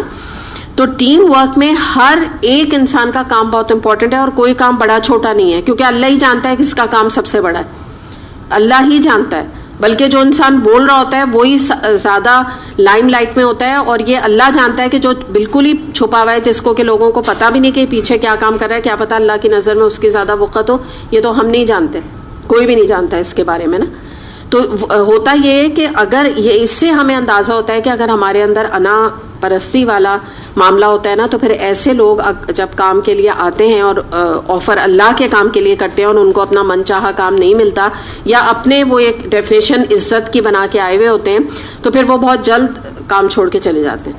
یہاں اسی طرح سے شیطان کے ساتھ 2 مثالیں جو میں نے آپ کو دیں کہ اس کو یہ لگا کہ اس کو بہت اونچے مقام سے نیچے گرا دیا گیا. حالانکہ بات یہ ہوتی ہے کہ جو اونچے یعنی گرتا وہ ہے نا جو کہ بہت اونچے مقام پہ ہوتا ہے، تو بات یہ ہوتی ہے کہ جو زمین پہ کھڑا ہے نا، جو اللہ تعالیٰ نے ہمیں حکم دیا ہے کہ اپنے آپ میں رہو، تو جب ہم اپنے آپ میں رہتے ہیں تو ہم زمین میں ہوتے ہیں، زمین میں مضبوط سے جڑے ہوتے ہیں، ہمیں کوئی گرنے کی کہیں سے ضرورت نہیں ہوتی ہے.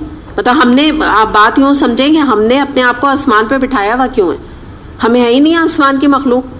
بات سمجھ آئی نا؟ تو وہی انسان اپنے آپ کو کہتا ہے کہ مجھے نیچے گرا دیا، جو اپنے کو بہت ہی اونچے پیڈسٹل پہ رکھتا ہے. اور ہم میں سے کوئی انسان، ہم تو زمینی مخلوق ہے نا، تو ہم تو جب پیر کو نیچے دبا کے چلتے ہیں نا، زمین پر پریس کر کے چلتے ہیں تبھی ہم چل پائیں. ہم معلق ہو کے نہیں چل سکتے، اوپر ہو کے نہیں چل سکتے، کیونکہ ہمارا وجود ہی نہیں بنا ہے اوپر کے لیے. تو اس کا یہی پرابلم تھا کہ یہ اس نے ایسے سمجھا اوپر سے مجھے نیچے گرا دیا. اور لوگ بھی ایسے ہی کہتے ہیں کہ آپ نے میری اتنی بے عزتی کی کہ مجھے آپ نے تو آسمان سے نیچے لٹرلی پھینک دیا، ایسے کہتے ہیں نا. تو یہی والی بات اس کے اندر ہے کہ جب انسان کے اندر عاجزی اگر ہونا کسی کے اندر، تو وہ کبھی دوسروں سے بدگمانی نہیں کرتا. اگر وہ خود ہی اپنے آپ کو کچھ نہیں سمجھتا نا، تو وہ کہتا ہے یہ بھی جو کام مجھے مل گیا نا، اللہ کا احسان ہے، اللہ نے یہ بھی مجھے کام دے دیا. ورنہ تو بعض دفعہ ایسا بھی ہوتا ہے کہ ہر جگہ فل ہوتی ہیں جگہیں، تو لوگ کام ڈھونڈتے رہتے ہیں، ہر مختلف پروگرامز میں جا کے کہتے رہتے ہیں، مگر کہیں بھی کام نہیں ملتا، ساری جگہیں فلڈ اپ ہوتی ہیں. ایسا بھی ہوتا ہے الحمدللہ. تو وہ یہ کہتا ہے چلو شکر ہے کوئی کام تو مل گیا نا، فلاں کو تو کوئی بھی کام نہیں ملا. تو یہ ایک ایٹیٹیوڈ کا فرق ہوتا ہے جو ہم شیطان کے رویے میں نا اپنے آپ کو بار بار جانچ کے دیکھیں. یعنی بات تو اس کی ہو رہی ہے لیکن سبق کس سے لینا ہے؟ ہمیں بار بار ہر چیز میں. اچھا پھر آپ دیکھیں کہ آگے یہ بھی مختلف جگہوں پہ واقعہ مزید جب بڑھے گا تو ہمیں پتہ چلے گا کہ ایک اور چیز جو تھوڑی سی ہم دیکھتے ہیں کہ غلطی جو ہے آدم علیہ السلام سے بھی ہوئی تھی، ہمیں پتہ چلے گا، اور شیطان سے بھی. لیکن یہاں پہ ایک رویے کا فرق آپ دیکھ لیجئے کہ شیطان نے اپنی غلطی پر معافی نہیں مانگی بلکہ اصرار کیا، اور اس نے یہ ان اے وے سمجھا ہی نہیں کہ میں نے کوئی غلطی کی ہے. آدم علیہ السلام نے فوراً اس بات کو ریئلائز کر لیا. تو یہ ایک اور چیز بھی ہمیں پتہ یہاں پر چل رہی ہے کہ اپنی غلطی کو نہ ماننا بھی ابلیسیت کی ایک قسم، یہ بات یاد رکھیے گا. پھر اس کے بعد ہم یہ دیکھتے ہیں کہ اگر آپ حدیث کے مطابق دیکھیں تو ہمیں حدیث سے یہ پتہ چلتا ہے کہ نبی کریم صلی اللہ علیہ وسلم نے فرمایا کہ اگر کوئی حبشی غلام بھی تم پر امیر بنا دیا جائے تو تم اس کی اطاعت کرو. اچھا اب امیر کیا ہوتا ہے اسلامی لحاظ سے؟ کہ ایک جماعت کے اوپر ایک ہیڈ ہوتا ہے، ٹھیک ہے، یہ ایک ضروری چیز ہوتی ہے. جیسے ایک آپ یوں سمجھیے ایک ملک میں ایک پرائم منسٹر یا اس سے بڑھ کر پریزیڈنٹ کا ہونا بہت ضروری ہے، ورنہ ملک نہیں چل سکتا.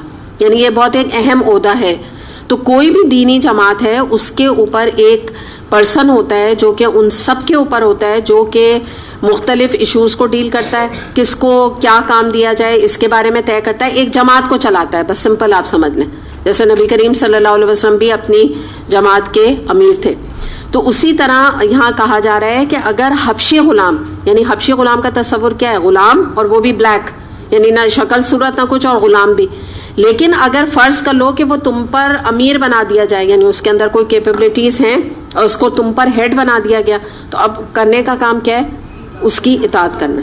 آپ جیسے یوں سمجھ لیجئے کہ یہاں پہ اس کی مثال میں ایک آپ کو دوں کہ یہاں پہ جو آپ کی انچارجز ہیں، تو ہو سکتا ہے کہ وہ آپ میں سے بہت سارے لوگوں سے کم عمر ہوں، اور یعنی جس کو کہتے ہیں کہ ایج کے لحاظ سے کم ہوں، لیکن ان کے پاس جو یہاں کے دینی کام کی جماعت کے حوالے سے کچھ اتھارٹیز ہیں. وہ اتھارٹی کا جب استعمال کرتی ہیں یا آپ کو ڈسپلن کرتی ہیں یا آپ کو کوئی چیز گائیڈ لائن کرتی ہیں یا آپ کو منع کرتی ہیں، مثال کے طور پہ آپ 3rd فلور پہ نہیں جائیں یا آپ یہاں نہیں یہاں بیٹھیں, یا آپ کو ٹھنڈ لگ رہی ہے تو وہاں بیٹھ جائیں, یا آپ اے سی کو نہ چھوئیں, یا پنکھے خود سے نہ چلائیں. یہ ایک اتھارٹی ہے نا ان کے پاس, کیونکہ وہ ایک جماعت میں کام کر رہی ہیں. تو ایسے موقع پر بھی یہی والی بات ہے کہ جب وہ ایک پورے ایک سسٹم میں جو بھی کام ان کو دیے گئے ہیں اس کی ان کے اوپر ایک ذمہ داری ہے, تو کام کیا ہے دیگر لوگوں کا, پڑھنے آنے والے اسٹوڈنٹس کا کام کیا ہے ان کی اطاعت کرنا. ٹھیک ہے, یا جیسے مثال کے طور پہ میں آپ کو پڑھا رہی ہوں تو میں آپ سے کہتی ہوں کہ آپ لوگوں نے اب کی فہم اتنے کم کیوں لیے, آپ لوگ فہم لیا کریں. تو اب آپ کا کام کیا ہے, آرگیومنٹ کرنا کام نہیں ہے آپ کا, کیونکہ آپ کو بھی یہ سمجھنا چاہیے کہ اگر میں آپ کو فہم کرنے کا مشورہ دے رہی ہوں یا آپ لوگ فہم نہیں کرتے اور میری نالج میں آ رہا ہے اور میں آپ سے یہ کہہ رہی ہوں کہ آپ لوگ فہم کیوں نہیں کر رہے ہیں, تو یہ ایک آپ کی یہاں قرآن پڑھنے کی ایک ریکوائرمنٹ ہے, یہ کمٹمنٹ ہے اور آپ ہی کی آخرت بن رہی ہے. ٹھیک ہے نا. اگر میں آپ کو یہ میرے پاس ایک اتھارٹی ضرور ہے, ظاہر ہے میں زبردستی میں نہیں کر سکتی, لیکن میرا فرض بنتا ہے میں آپ کو اس کے اوپر ٹوکوں اور میں کہوں اچھا اب ایک اسٹوڈنٹ کا کام کیا ہے, بات کو سننا. آرگیومنٹ کرنا نہ کام ہے نہ اس کو کچھ حاصل ہوگا. اس وقت آپ میں سے کوئی کھڑا ہو جائے اور بحث کرنے لگے, نہیں آپ یہ بتائیے آپ دیتی کیوں ہیں فہم, تو آپ یہ بتائیے. تو یہ کویسچن جو ہے نا, یہ کویسچن ہی بہت ہی ایبسرڈ کویسچن ہے. ٹھیک ہے نا, یا پھر تو یہی سوال ہوگا آپ یہاں آئی کیوں ہیں. ٹھیک ہے نا, تو وہ تو زیب نہیں دیتا نا ایک ٹیچر کو کہ آپ کے جس کو کہتے ہیں نا کہ ٹٹ فار ٹیٹ جواب دے کر اور دوسرے کی بے عزتی کرے, تو وہ ٹھیک ہے ٹیچر خاموش ہو جائے گی, لیکن بات یہی ہوگی کہ پھر آپ آئی کیوں ہیں جب آپ کو سوال نہیں کرنا یا آپ کو فہم نہیں کرنا. تو اسی طرح سے یہ بات ہے کہ جب ایک انسان دنیا میں رہتے ہوئے ایک اتھارٹی کے اندر آپ جب ایک اپنا ٹرمز اینڈ کنڈیشن فارمز فل کرتے ہیں تو آپ کو کچھ ٹرمز اینڈ کنڈیشن کو فالو کرنا ہوتا ہے. آپ آرگیومنٹ اس کے اوپر نہیں کر سکتے, نہ آپ کو کوئی اختیار ہے, اور آپ کو وہ چیزیں ایگری ہوتی ہیں تبھی آپ وہاں پڑھ رہے ہوتے ہیں. مثال کے طور پہ, یا مثال کے طور پہ آپ یہاں پر آئے ہوئے ہیں تو اگر آپ کو بدعت کے بارے میں بتایا جا رہا ہے تو یہ کوئی یعنی موقع نہیں ہے کہ آپ وہاں پہ کلاس میں کھڑے ہو کے اس پہ لڑائیاں شروع کر دیں, یا آپ کہیں کہ ہم تو ایسے ہی کریں گے, ہم تو فلاں بدعت کریں گے, ہم تو فلاں کریں گے. ٹھیک ہے, آپ سوچ سمجھ کے آئیں, آپ نے یہاں ایڈمیشن لیا, آپ سوچ سمجھ کے لیں ایڈمیشن کہ آپ کہاں ہیں. آپ کو ود ان فرسٹ کلاس آپ کو آئیڈیا ہو جائے گا کہ یہ اہل قرآن اور اہل سنت ہیں یا اہل بدعت لوگ ہیں, آپ کو خود پتہ چل جائے گا. ٹھیک ہے نا. تو اس میں یہ آرگیومنٹ کی جگہ نہیں ہے, قرآن پڑھنے پڑھانے کی جو جگہ ہوتی ہے. تو بالکل اسی طرح سے آپ یہ دیکھیے کہ میں نے آپ کو دنیاوی مثال دی, تو جب دنیا میں کوئی اتھارٹی کے خلاف جائے اور وہ اس کو یعنی اس چیز کو ٹالریٹ نہیں کر سکتا ہے, تو آپ یہ دیکھیے کہ شیطان کی کتنی ہمت تھی کہ اس نے اللہ تعالیٰ کی اتھارٹی کو چیلنج کیا. آپ ذرا امیجن کیجئے, یعنی ایک انسان کے اندر اتنا کہتے ہیں نا شریف نفس انسان ہوتا ہے کہ جیسے الحمدللہ آپ لوگ بھی یہاں پڑھنے آ رہے ہیں, آپ اللہ کا شکر ہمیں کبھی بھی کوئی ایسا ایکسپیرینس نہیں آیا کہ آپ کی طرف سے کوئی پڑھانے والے کی طرف یا جو یہاں انچارجز موجود ہیں ان سے کوئی آ کے مس بیہیو کرے یا ایٹیٹیوڈ دکھائے یا کوئی بدتمیزی کرے یا کوئی مس بیہیو کرے یا کوئی بدعت وغیرہ کے اوپر جھگڑے کرے. ٹھیک ہے نا. بات سمجھنے کے لیے سوال بہت کرتے ہیں لوگ اکیلے میں آ کے, لیکن مراد بات سمجھنا ہوتا ہے, بحث کرنا نہیں ہوتا. تو یہ آپ اس کی ہمت دیکھ لیجئے آپ صرف کہ ایک انسان جب اللہ کی جگہ پہ آتا ہے تو اتنا محتاط ہوتا ہے کہ بھئی اللہ تعالیٰ کہیں ہم یہاں قرآن پڑھا رہے ہیں کہ میں کوئی بات ایسے غلط نہ نکال دوں کہ کل کو میری پکڑ آ جائے کوئی قرآن پڑھتے ہوئے, میرے منہ سے کوئی بات ایسی نہ نکل جائے. یہی ہوتا ہے نا, یعنی آپ لوگوں کو کہہ رہی ہوں کہ بات کرتے ہوئے یہ سوچ سمجھ کے انسان کویسچن کرتا ہے یا سوال کرتا ہے. تو آپ یہ سوچیں کہ یہ ایک مقام ہے, دنیاوی مقام ہے. یہاں تو اللہ تعالیٰ ایسے نظر بھی نہیں آ رہے, غیب میں ہے نا, لیکن ایک اللہ کا ڈر, ایک خوف آپ کے اندر موجود ہے. خوف خدا ہے ظاہر, تبھی آپ یہاں آ کے بیٹھے ہوئے بھی ہیں. لیکن آپ اس کے بارے میں ذرا سا سوچئے بس تھوڑا کہ سامنے اللہ تعالیٰ موجود ہیں, اور آپ اس کا ذرا ڈیفائنس دیکھیے کہ کتنی اس کے اندر یعنی سرکشی ہوگی, تبھی شیطان کو سرکش کہتے ہیں نا, کتنی سرکشی ہوگی کہ اللہ تعالیٰ کے سامنے یہ رویہ وہ اختیار کر رہا ہے. اچھا, پھر اس کے بعد تھوڑا سا ہم آگے دیکھتے ہیں. رسول اللہ صلی اللہ علیہ وسلم کے بارے میں بھی یہی بات آتی ہے کہ آپ نے اگر کوئی سنتوں کے بارے میں بتایا ہے, احادیث موجود ہیں, کلیئر احادیث موجود ہیں, اس کے باوجود احادیث کو کمتر سمجھنا یا احادیث کے اوپر کویسچن کرنا یا یہ کہنا کہ ہمیں تو یہ بات سمجھ میں نہیں آ رہی, یہ بھی جو ہے نا شیطانیت یا ابلیسیت کا ایک رویہ ہے کہ نبی کریم صلی اللہ علیہ وسلم کی احادیث آج جو موجود ہیں ان کو ایکسیپٹ نہ کرنا. ان کے دور کی تو بات الگ ہے, ابھی تو ہم آج کے دور میں بھی میں آپ کو بتا رہی ہوں, یہ بھی نافرمانی کے اندر آ جاتا ہے کہ احادیث کو کویسچن ہم نہیں کر سکتے. اچھا, اس میں ایک واقعہ میں آپ کو بتاتی ہوں کہ جب آپ صلی اللہ علیہ وسلم کا انتقال ہونے والا تھا تو اس سے کچھ دن پہلے آپ نے ایک فوج تیار کروائی تھی جو کہ روم کی طرف بھیجی گئی تھی. تو اس کے جو سپہ سالار تھے, جو کمانڈر ان چیف تھے, ان کا نام تھا اسامہ بن زید, اور ان کی عمر کیا تھی؟ 17 سال. یہ کیپیبلٹی ان کے اندر ہوگی, اور نبی کریم صلی اللہ علیہ وسلم کا ڈیسیشن تھا.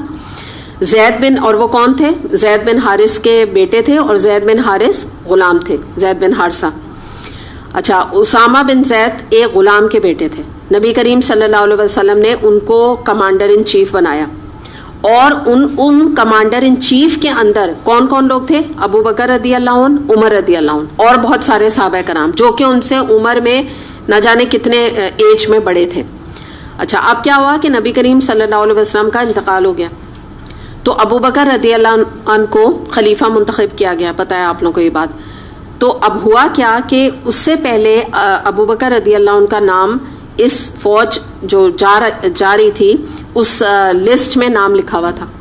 تو ابو بکر رضی اللہ عنہ گئے اسامہ بن زید رضی اللہ عنہ کے پاس اور جا کے اجازت مانگی کہ اگر آپ اجازت دیں تو جو میرے اوپر ایک خلفہ جو راشدین میں سے تھے نا, وہ جو ذمہ داری میرے اوپر آئی ہے تو میں مدینہ ہی میں رک جاؤں. اگر آپ اجازت دیں تو مکمل طور پہ, کیونکہ مجھے ذمہ داری ہینڈ اوور ہو رہی ہے اس کو لینے کے لیے, اور اگر آپ کہیں تو کچھ دن کے لیے, تاکہ میں بعد میں فوج میں آپ کے ساتھ شمولیت اختیار کر سکوں. تو یہ آپ ذرا امیجن کیجئے, یہ صحابہ کرام کا تزکیہ نبی کریم صلی اللہ علیہ وسلم نے کیا تھا. یہ بھی اب آپ کمپیئر کر لیجئے اس واقعے سے. سامنے نبی کریم صلی اللہ علیہ وسلم موجود نہیں ہے, کسی کا کوئی ڈر خوف نہیں, کیونکہ اب کون ہے بھائی خلیفہ وقت کون ہے؟ اب تو ہیں ہی ابو بکر رضی اللہ عنہ.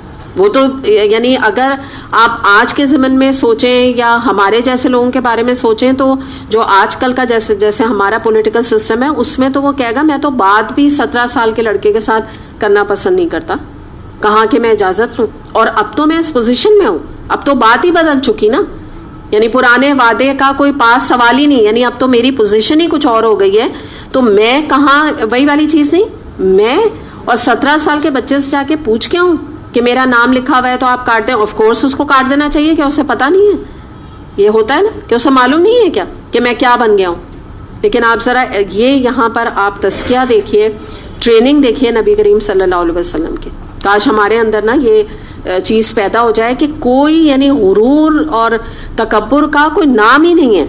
اور یہاں پر بھی آپ ان کو دیکھیے کہ جو اسامہ بن زید ہیں وہ کتنے کانفیڈنٹ ہیں, ان کو جو پوزیشن دی نبی کریم صلی اللہ علیہ وسلم نے, تو وہ بھی یہ نہیں ہے کہ وہ آگے بڑھ کر آ کے اور آپ سمجھ رہے ہیں نا کہ جیسے بہت ہی اپنے کو نیچا کریں اور اپنے کو کمپلیکس میں آ جائیں کہ میں تو اب اس کسی قابل ہی نہیں رہا. انہوں نے اپنی پوزیشن کو رکھا, یعنی انہوں نے جب آ کے اجازت لی تو انہوں نے دی اجازت, دے دی اجازت. اور آپ لیکن اب اس سے آپ اندازہ لگائیے کہ نبی کریم صلی اللہ علیہ وسلم نے جو سلیکشن کیا تھا تو وہ کوئی ریزن سے کیا تھا. تو یہ یہاں پر آپ کو میں نے صرف یہ بتایا اس مثال دے کے کہ جب انسان جس کے اندر تکبر نہیں ہوتا تو وہ ایسی پرسنالٹی ابھر کر سامنے آتی ہے, جو کہ ہمیں ضرورت ہے کہ ہم اپنی بھی ٹریننگ کریں. کیونکہ میں ایک چیز بتا دوں, ویسے تو تزکیہ میں انشاءاللہ ہم لوگ تکبر کا ٹاپک کریں گے. ایک بڑی امیزنگ سی بات ہے تکبر کے بارے میں, 2 چیزوں کے بارے میں آپ کو بتاؤں گی. غصہ کا تو خیر آپ کی کافی بڑی ورک شاپ ہو چکی 5-6 کلاسز پہ. ایک غصہ اور ایک تکبر. لوگوں کو اپنے بارے میں یہ بہت بڑی خوش فہمی ہوتی ہے, خوش فہمی بتا رہی ہوں, کہ نہ ہم میں غصہ ہے نہ ہم میں تکبر ہے, یہ دونوں چیزیں. اور جن لوگوں کو سب سے زیادہ خوش فہمی یہ ہوتی ہے نا, ان کے اندر یہ دونوں پرابلمس اور ایشوز پائے جاتے ہیں. یاد رکھیے گا, جو آدمی یہ سوچتا ہے نا کہ میرے اندر کبھی نہ کبھی اپنے کو جج کرتا رہتا ہے, اور وہ اپنی ڈیلنگز میں کبھی کبھی سوچتا ہے کہ اس وقت جو میں نے بات نکالی ہے نا یہ تھوڑا مجھ سے تکبر ہو گیا, آپ سمجھ لیجیے اس کے اندر نہیں ہے. کیونکہ ایسا ہو نہیں سکتا. میں آپ کو اس لیے بتا رہی ہوں کہ یہ دونوں جو منفی ایموشنس ہیں نا, تو ایک عام انسان زندگی میں کبھی نہ کبھی اس کا شکار ہو جاتا ہے, نہ چاہتے ہوئے بھی. میں یہ نہیں کہہ رہی وہ چاہتا ہے, ڈیلیبریٹلی کرتا ہے, لیکن ہو جاتا ہے. غصہ جو ہے بعض دفعہ آپ چاہتے نہیں ہیں لیکن آپ سے سرزد ہو جاتا ہے. تو یہ کہنا کہ مجھے تو کبھی غصہ ہی نہیں آتا اور میرے اندر تو بہت عاجزی ہے, یہ جملہ جو ادا کر رہا ہے نا, تو آپ سمجھ لیجیے اس کو تو بہت زیادہ, جب یہ ہم ٹاپکس کریں گے نا تزکیہ کے, تو وہ ضرور اٹینڈ کرے اس لیکچرز کو, اور اپنے اندر یعنی صرف لیکچر اٹینڈ کرنا بلکہ مقصد نہیں, اپنی تربیت کرے. اچھا, پھر اس کے بعد ہم یہ دیکھتے ہیں کہ یہاں پہ کچھ 2-3 ورڈز آ رہے ہیں جن کو ہم دیکھیں گے. آیت نمبر 62 میں آ رہا ہے لَأَحْتَنِكَنَّ, ٹھیک ہے. دیکھیے آپ اس کو, یہ بڑی امپورٹنٹ چیز ہے, اس کو میں ذرا آپ کو سمجھاؤں گی. اچھا یہ آپ نے ورڈ عربک تو لکھنے کی ضرورت نہیں نا, دیکھ رہے ہیں آپ لوگ قرآن میں؟ اچھا تو یہ ورڈ آپ نے سنا ہوگا,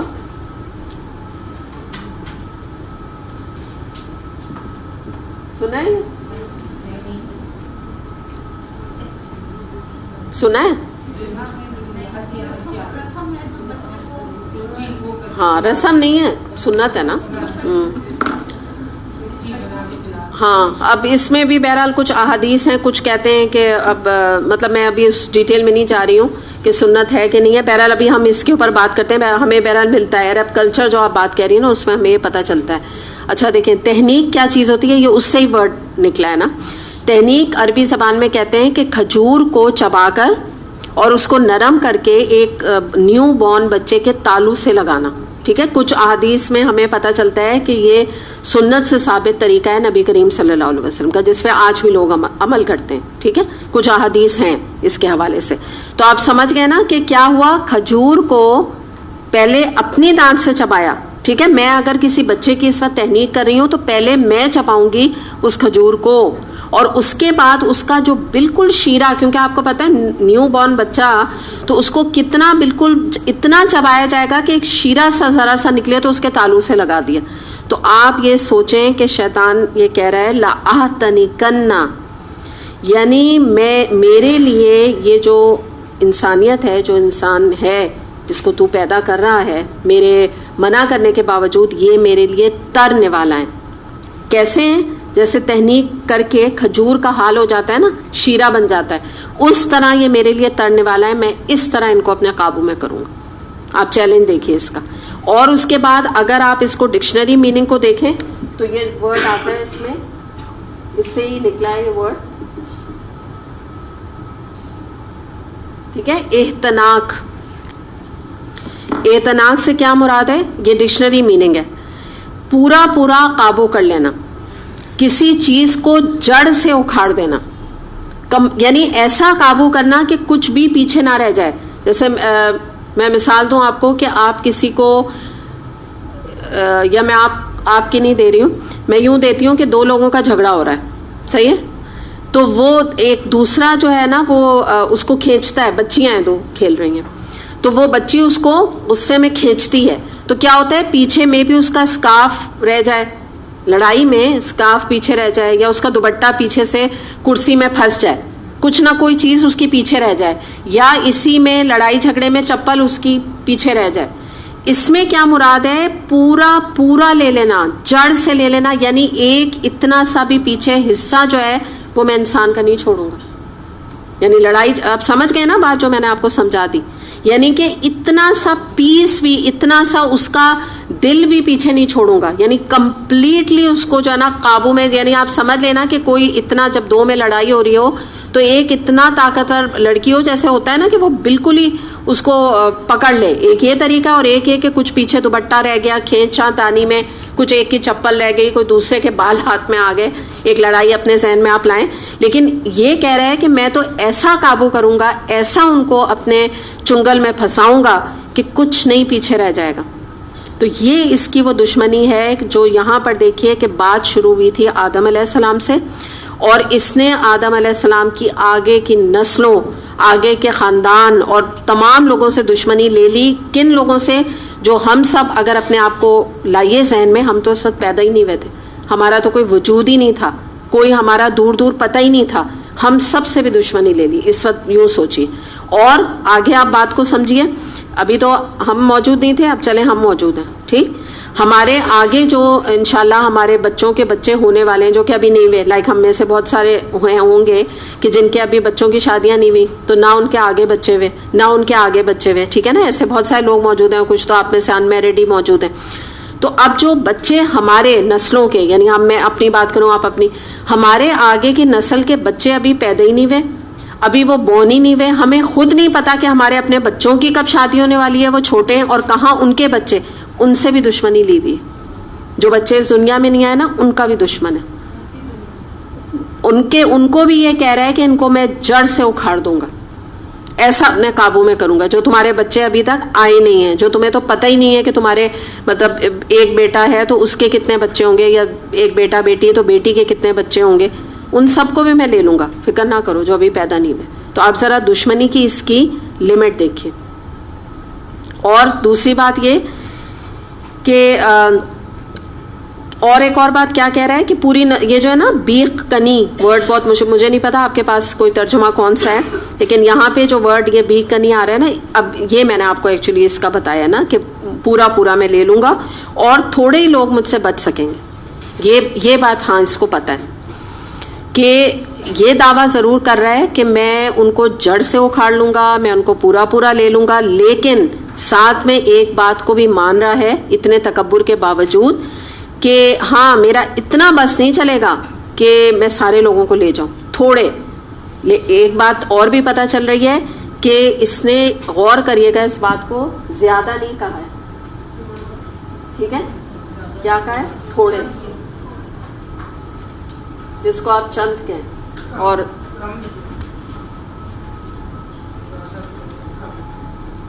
چند کہیں, کم کہیں, اور فیو آف them. صحیح ہے. تو اب آپ ذرا اس ورڈ کے اوپر بھی غور کیجیے, فیو, تھوڑے سے. تو یہ بھی بڑی اہم بات ہے. تو اب یہاں پر ہم تھوڑا سا یہ دیکھتے ہیں کہ کیا پتہ چل رہا ہے کہ کون لوگ اس کے چنگل میں نہیں آئیں گے. نمبر 1 یہ کہ جو اللہ کی شریعت کی اور سنتوں کی پیروی کریں گے, جو ہر حال میں اللہ تعالیٰ کی اطاعت کریں گے, اللہ تعالیٰ کے آگے فرما برداری اختیار کریں گے. کوئی بہت بڑی ڈیفینیشن اس کی ہے نہیں کہ اگر یہ پوچھا جائے کہ کون سے لوگ اس کے قابو میں نہیں آئیں گے. سمپل بات یہ, جو اللہ کی اطاعت کریں گے, جو اس کی نہیں کریں گے, جو اللہ کی اطاعت کریں گے. اور آگے تھوڑا سا میں اس کو اور ایکسپلین آپ کو کر دوں گی تو بات آپ اور سمجھ لیں گے. تو بہرحال یہاں پہ سمپل بات یہی ہے کہ جو لوگ قرآن سے آپ اور اس کو ذرا تھوڑا لے کے جائیے, تو اللہ کی اطاعت کیسے کریں گے یا کب کریں گے, جب قرآن پڑھ رہے ہوں گے, قرآن سے لنکڈ ہوں گے, قرآن کھول کے دیکھا ہوگا تو یہ قصے کے بارے میں پتا ہوگا. دیکھیے اگر میں آپ کو بتاؤں نا, جو باہر بھی آپ کے بہت سے ریلیٹیوز ہوں گے یا کچھ لوگ ہوں گے, اگر آپ ان کو ان جنرل پوچھیں کہ آدم علیہ السلام اور شیطان کا قصہ آپ کو پتا ہے, تو وہ آپ سے کیا کہیں گے, پتا ہے, بہت اچھی طرح پتا ہے, لیکن کس حد تک پتا ہے, بس بالکل مختصراً. ایک جو لائک سٹوری نہیں ہوتی, ہم نے اگر بچپن میں سنڈریلا کی سٹوری پڑھی تو بس ایسے ہی پتا ہے, لیکن اس کی ڈیپتھ کے اوپر, جیسے آپ کو پتا ہے اگر انگلش لٹریچر آپ نے پڑھا ہو تو آپ امیجن نہیں کر سکتے کہ ایک ایک کیریکٹر کے اوپر کتنا زیادہ اس کے کیریکٹر اسکیچ کو سوچ کے اس کے بارے میں نکات نکالنے ہوتے ہیں.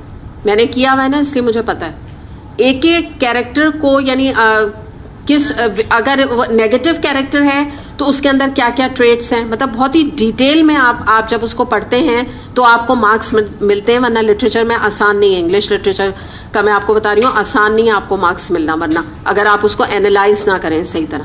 تو یہی والی یہاں پر بات ہے کہ جو قرآن ہی کھول کے نہیں دیکھے گا, اینالائز ہی نہیں کرے گا اس واقعے کو, اس کو کیسے سمجھ آئے گی, کیسے پتا چلے گا زندگی گزارنے کا طریقہ. یہ کوئی نعوذ باللہ قرآن جو ہے وہ ایسی کوئی فیری ٹیل نہیں ہے جیسے ہم نے بچپن میں اوپر سے پڑھ لی اور ابھی تک ہمیں یاد ہے. ٹپیکل وہی سٹوری ہے, اس پہ آپ 20 دفعہ بھی غور کر لیں تو آپ کو کوئی اس میں مورل آف دا سٹوری نظر آئے گا نہیں. چاہے جتنی فلمیں آج کیوں نہ اس پہ بن جائیں, اینیمیٹڈ بن جائیں, چاہے ویسی ریئل لائف بن جائیں, لیکن اگر سنڈریلا کی سٹوری ہے, سب کو رٹی ہے, گھسی پٹی سٹوری ہے.